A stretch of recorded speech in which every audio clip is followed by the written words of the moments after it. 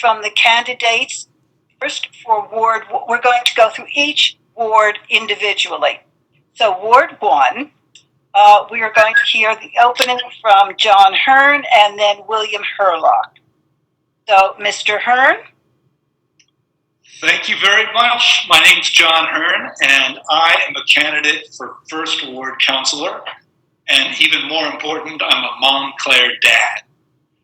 My wife and 2 kids and I love this town. We love the diversity of this place, the progressive values, the creativity, and the ambition of our people.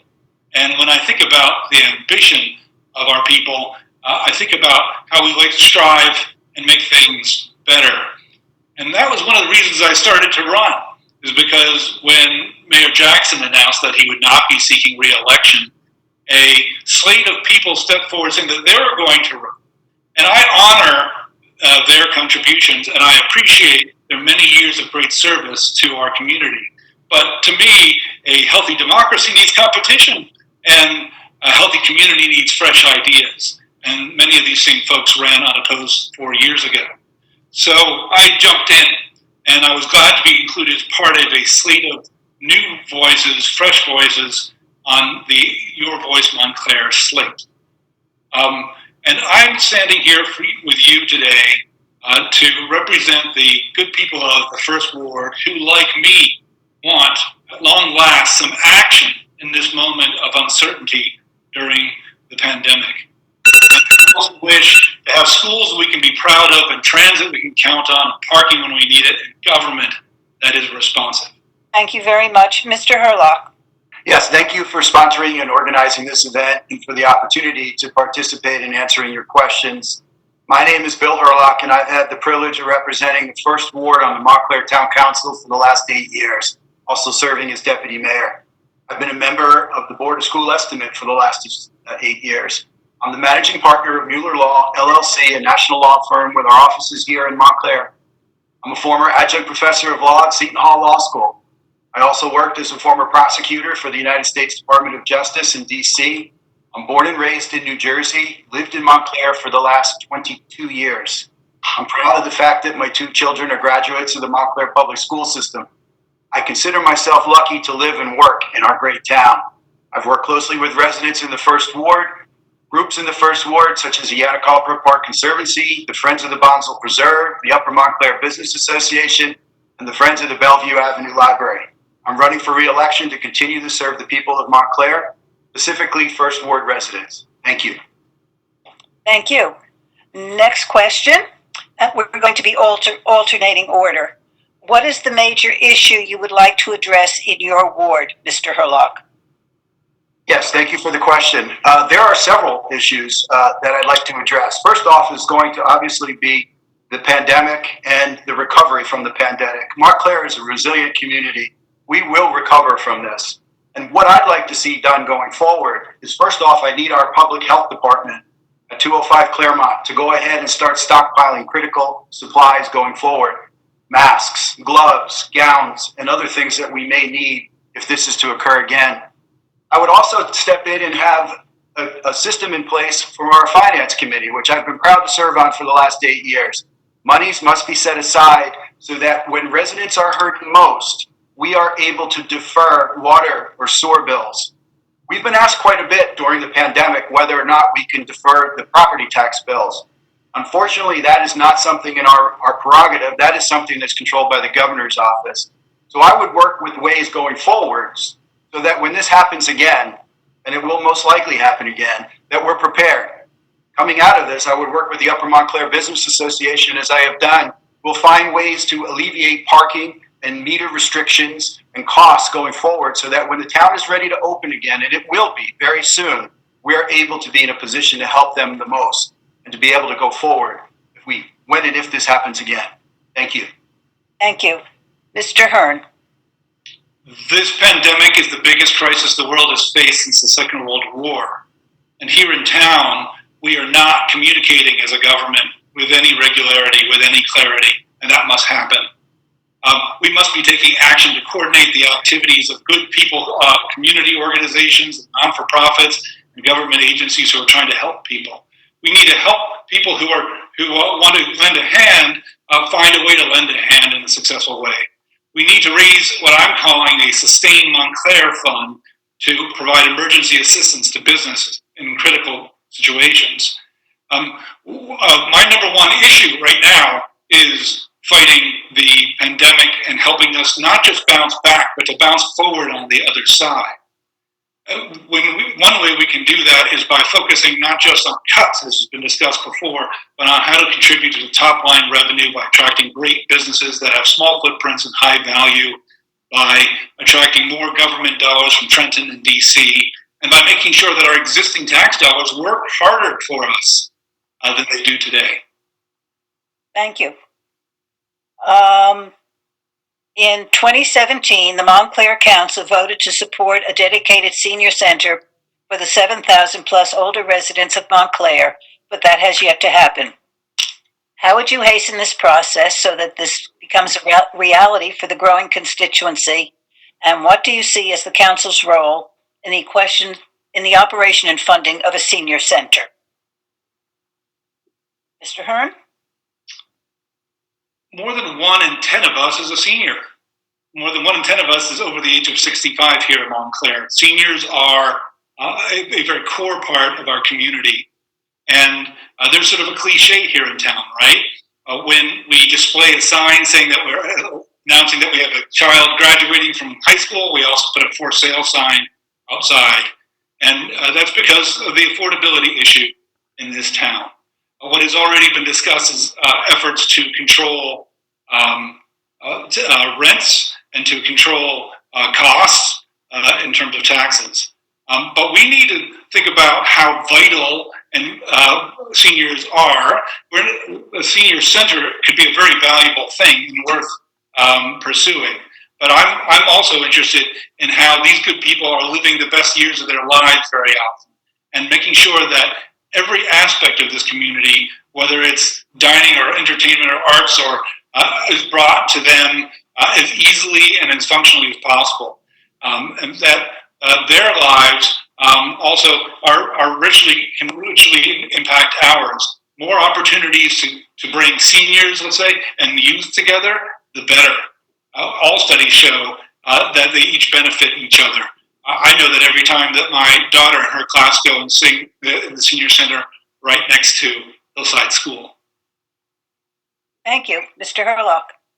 Yes, thank you for the question. This has been a very important issue for me for the last several years. I've worked very, very closely with the leaders of the Senior Citizen Advisory Committee, with Aging in Montclair and others to try to get a senior center established. We have looked at the options that are available with the United Way building and partnerships that can be done there.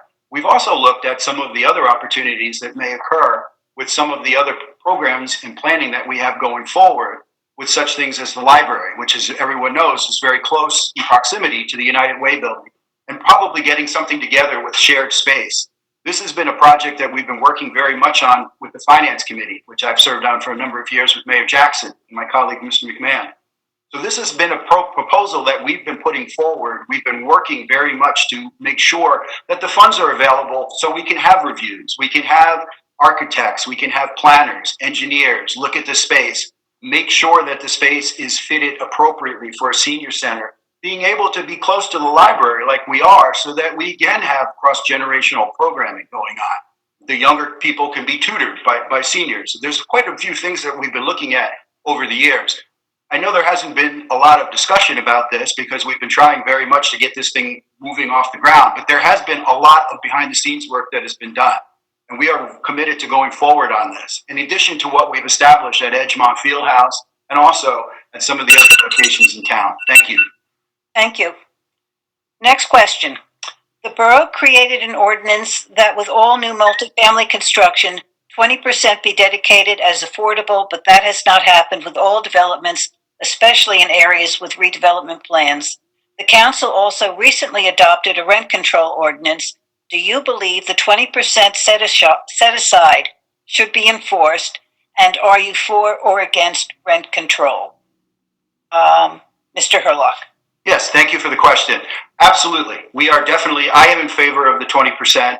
And in all the projects, despite what's being heard this evening, the two projects that this council was responsible for was Lackawanna Plaza and also over at the Seymour Street development. And both of those proposals, both of those programs have 20% affordable housing. We made sure that that was in there. We also have been very instrumental, as my colleague Mr. Spiller said, about a rent control ordinance that we recently passed. And I voted in favor of that. We worked together to make sure that we had our mutual interests taken care of in terms of what that ordinance looked like, so that it was fair to all Montclairians. Now, I know that there's been some issues recently, and there may be some court cases that come out as a result of this, but we are committed to the 20% affordable housing, and we're also committed to the rent control that we have proposed going forward. Thank you. Thank you. Mr. Hearn.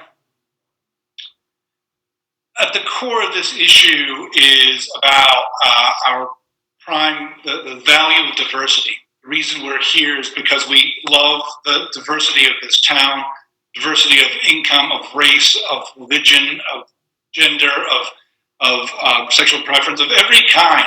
And in order to preserve that, we need to make deliberate moves in order to protect it. There's been a bill, an ordinance passed recently about rent control.